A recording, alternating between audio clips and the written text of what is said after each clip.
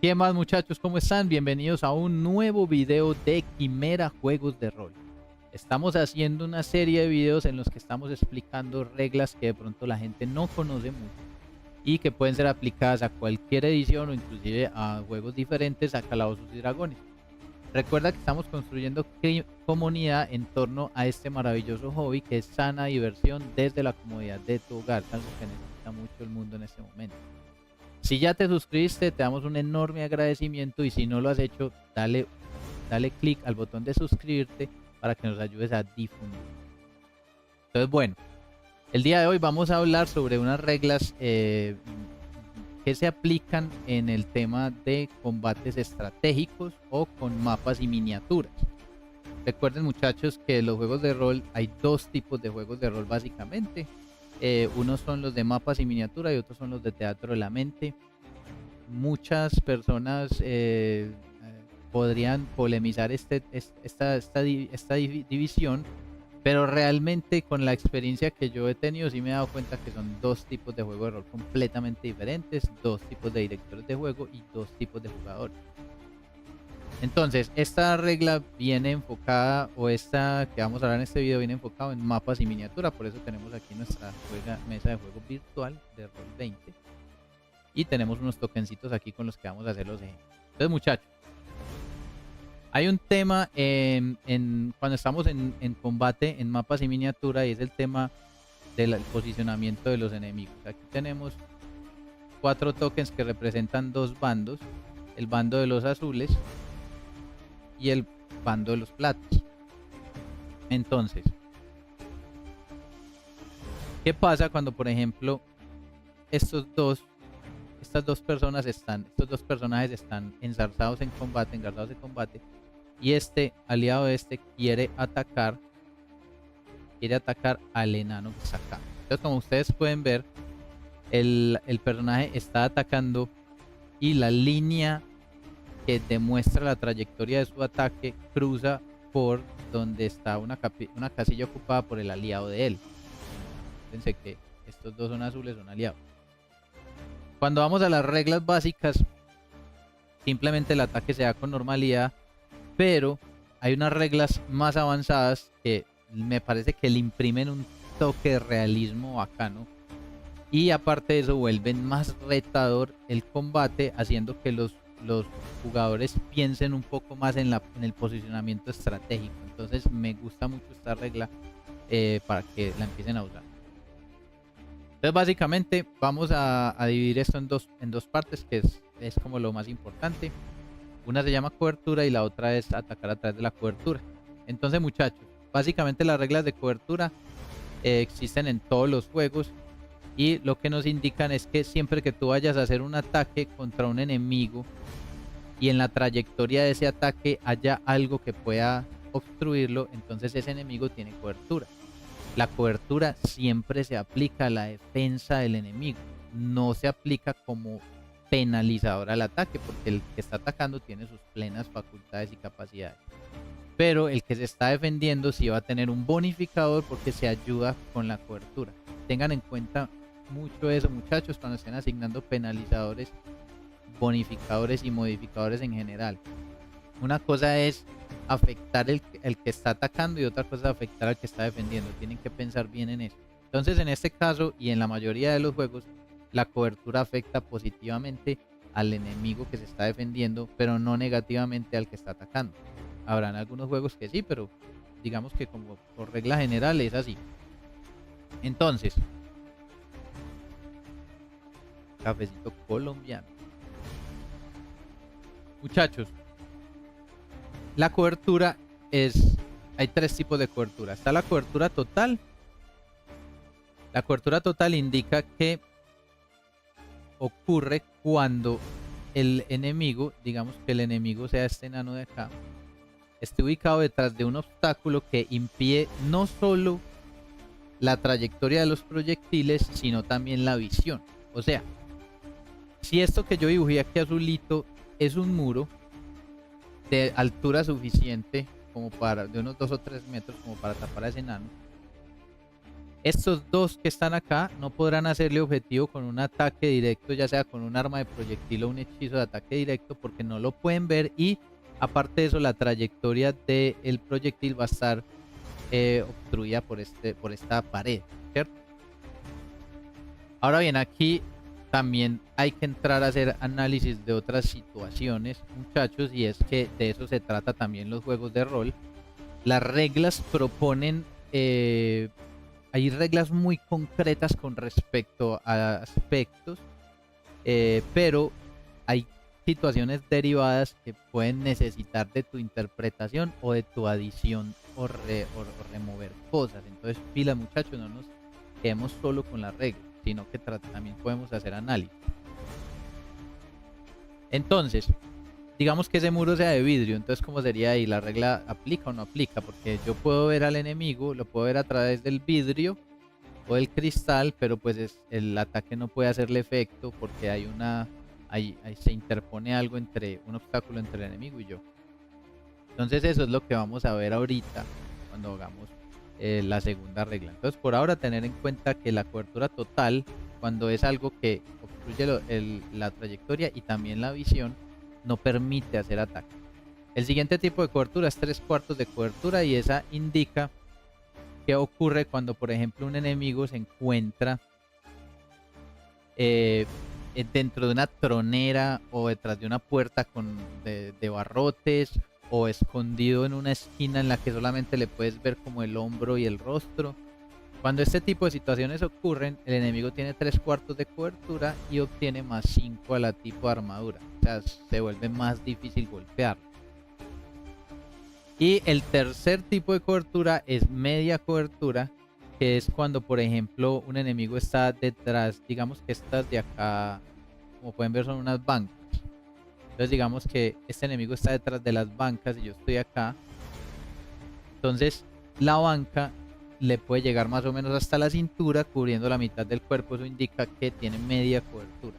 Siempre que tú tengas algo que obstruya la mitad de tu cuerpo, se cuenta como media cobertura y eso añade +2 a la armadura, o sea, más difícil pegar. Que hay una columna y este enano está detrás de la columna. Por regla general, una columna normal de una iglesia, de una casa, de una mansión, va a otorgar 3/4 de cobertura, o sea, te va a dar +5. Pero quizás por tu ubicación con respecto al enemigo puede ser menos, ¿cierto? Entonces, esos son los 3 tipos de cobertura y las pautas narrativas de cuándo se dan o no se dan. Ahora, las pautas en el tema de mapas y miniaturas son un poco más directas y lo que nos dicen es que siempre que tú puedas trazar una línea recta desde cualquier esquina que ocupa tu token hasta cualquier esquina que ocupa el token del objetivo y esa línea recta no está obstruida por nada, no hay cobertura.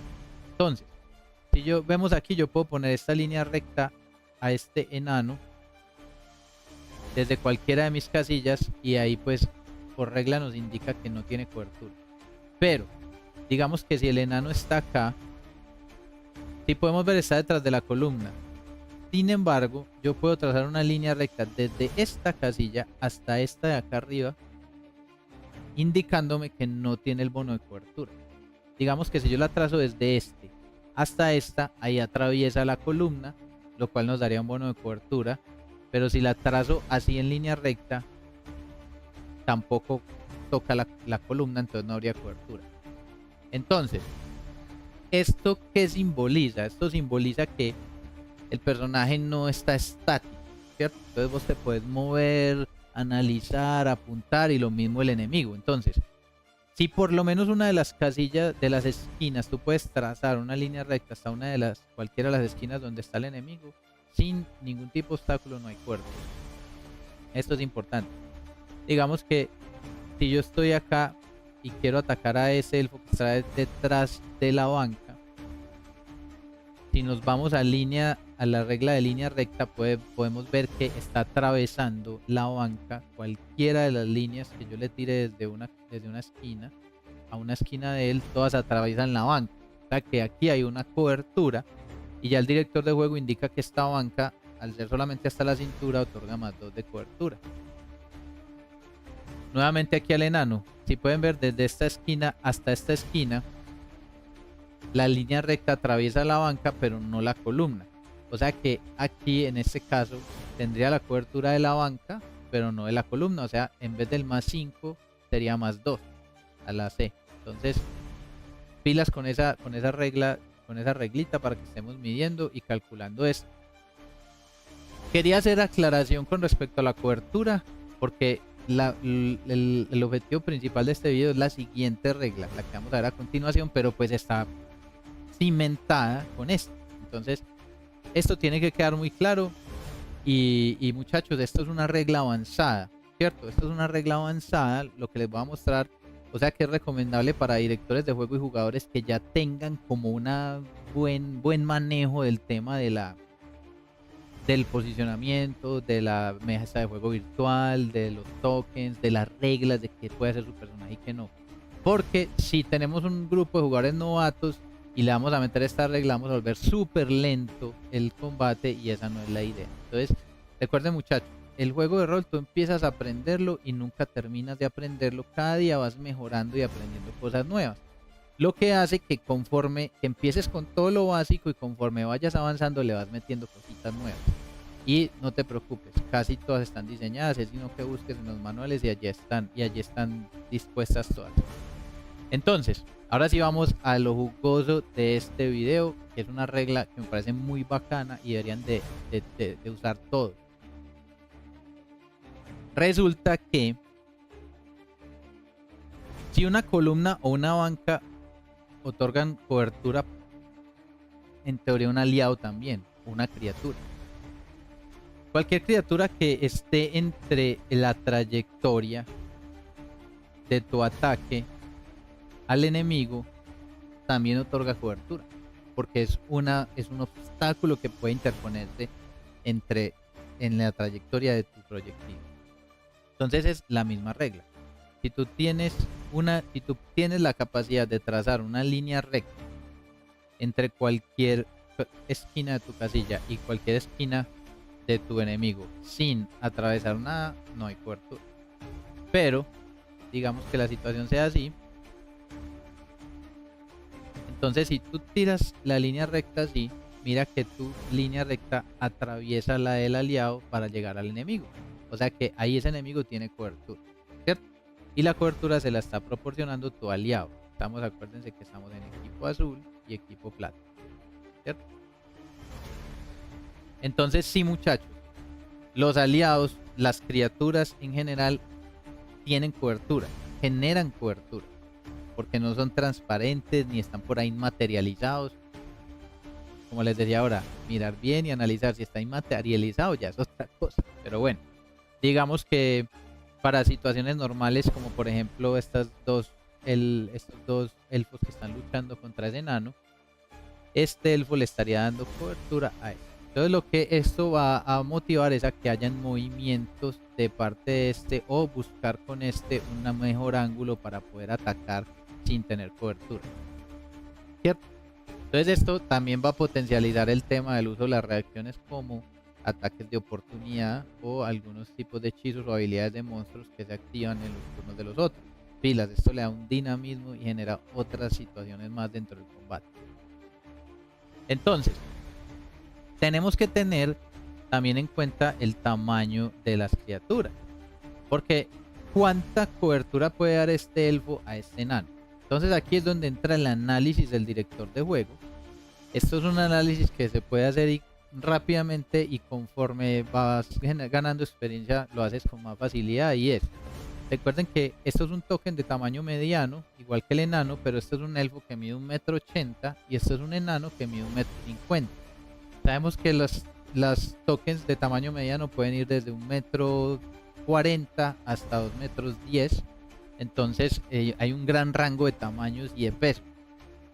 Entonces, si te va a dar media cobertura o 3/4 de cobertura, es decir, más 2 a la C o más 5 de la C, es dependiendo de cuál sea el obstáculo, el tamaño del obstáculo del token.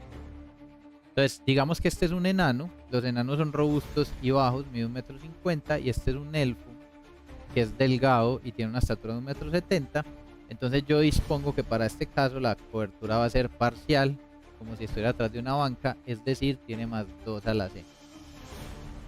Pero también podría definir que este no es un elfo, sino que digamos que sea un Goliath. Es un tipo de 2,10 m de alto, es bastante robusto, inclusive puede ser más robusto que el enano.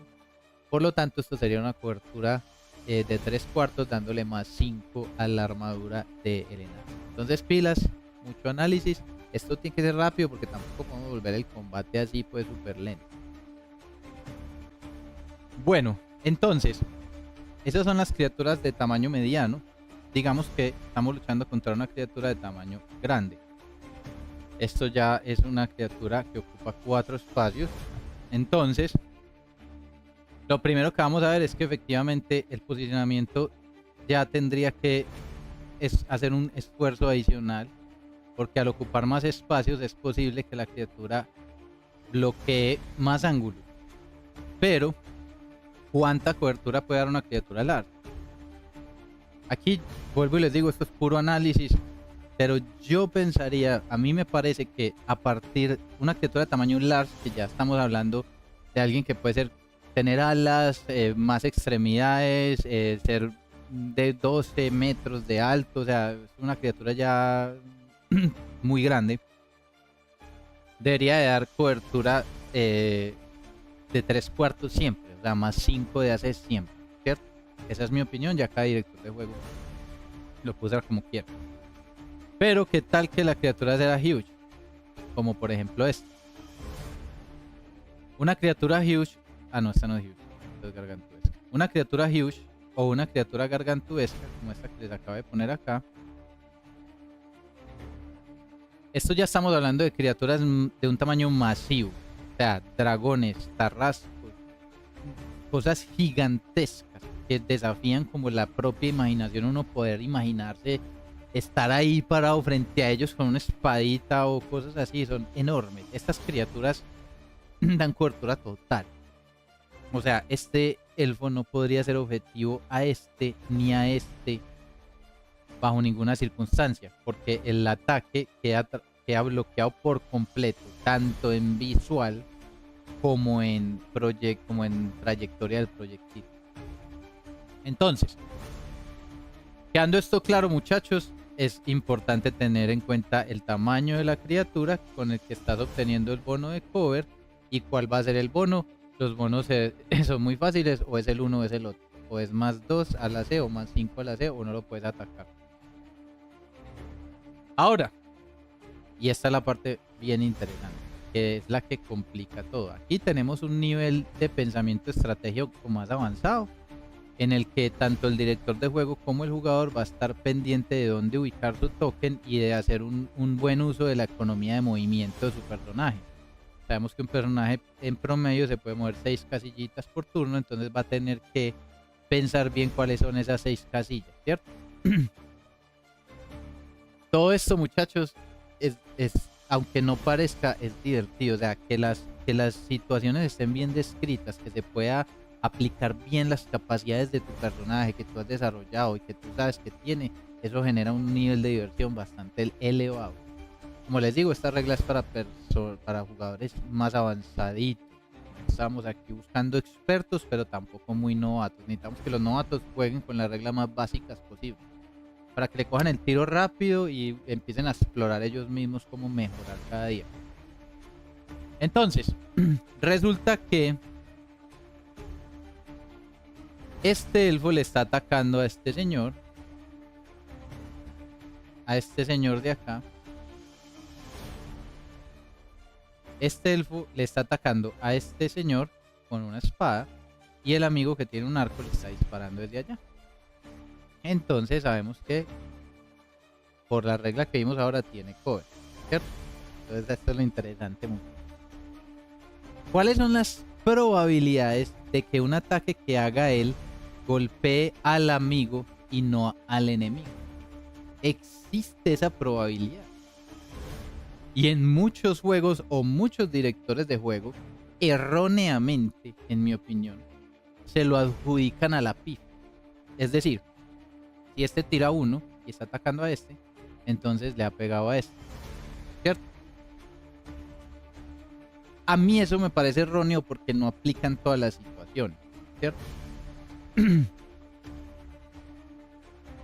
¿Cómo vamos a poder determinar, usando las reglas del juego, si ese ataque puede golpear al aliado en lugar de golpear al enemigo? Y esto es muy bacano porque aquí es donde se pone peluda la cosa. Aquí es donde los arqueros y los lanzadores de hechizos van a tener que medir bien sus capacidades y utilizar más el movimiento. Entonces, esto es súper fácil, muchachos. Este enemigo queda con un bono de más 2 de AC por las reglas que habíamos visto ahora. Yo tiro una línea recta desde esta casilla hasta la de ella y atraviesa la esquina de la casilla del aliado, o sea que tiene cobertura. Lo mismo si la tiro desde acá o desde acá o desde acá, desde cualquiera, como pueden ver ahí, ¿cierto? Listo. Entonces, aplica la regla de cobertura y he determinado que como este es un elfo y este es un elfo, son más o menos del mismo tamaño, le voy a dar cobertura parcial, o sea, más 2 a la C. Este elfo va a realizar un ataque. El AC, si supera el AC del enemigo, en este caso potenciado con más 2 más, le ha golpeado, ¿cierto? Sin ningún problema, significa que logró, a pesar de que el amigo le está estorbando, acertarle el golpe a él. Y le causa el daño normal. Ahora, pero si no logra golpearlo, ahí vamos a entrar a hacer un pequeño cálculo, un cálculo fácil. Y es lo siguiente. Si el ataque de él, el que logró, digamos en este caso 16, supera el tipo de armadura o la clase de armadura del objetivo sin el bono de cobertura, eso significa que el ataque impacta a la fuente de la cobertura. Voy a desenredarlo. Este tipo tenía 16 de tipo de armadura, pero al tener cobertura por este elfo subió a 18. Ahora, el ataque de este elfo contra él fue un total de 16, lo cual es suficiente para golpearle a él si no tuviera cobertura, ¿cierto?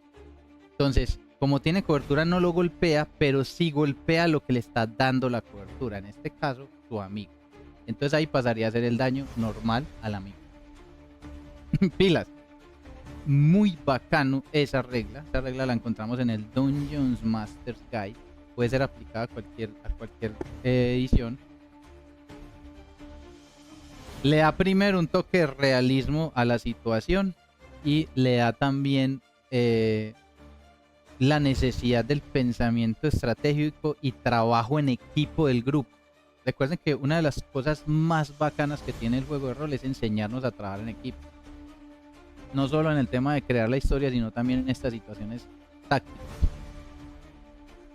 Entonces, estamos promoviendo el trabajo en equipo porque se van a tener que hablar entre ellos. Inclusive hasta previamente tener estrategias montadas. Muy bacano, estamos hablando de jugadores ya con cierto nivel de experiencia. Entonces, esto puede causar que los combates sean un poco más lentos porque se promueve este tema de las estrategias y de los movimientos, pero hace que sea más realista y retador, y esto siempre es bueno porque tenemos la diversión también surge de estar haciendo algo que te reta y que no es súper fácil, sino que tiene como un reto, ¿cierto? Entonces, muchachos, esta regla es súper bacana. Espero que la empiecen a utilizar en sus partidas que ustedes consideren necesarias. Esta regla aplica para todos los ataques de rango. Eso incluye hechizos, armas de rango, cosas arrojadizas, etc. Pilas. Esto incluye hechizos que tengan un ataque directo al tipo de armadura. No hechizos que generen una tirada de salvación de algún tipo, porque esto es otro tipo de mecánica diferente. Entonces, ahí la tienen, muchachos. Espero que la usen. Si tienen alguna duda, escríbanme y si la van a empezar a usar, me cuentan cómo les va. Me parece súper bacano poder conocer las experiencias de todos usando estas reglitas que normalmente uno no usa mucho. Y recuerden, suscríbanse al canal. Vamos a seguir subiendo reglas que se pueden usar en todas las ediciones. Y también vamos a empezar a subir reglas del Calabozos y Dragones 2024 para que lo tengan ahí siempre presente. Recuerden suscribirse, muchachos, y que tengan una feliz tarde.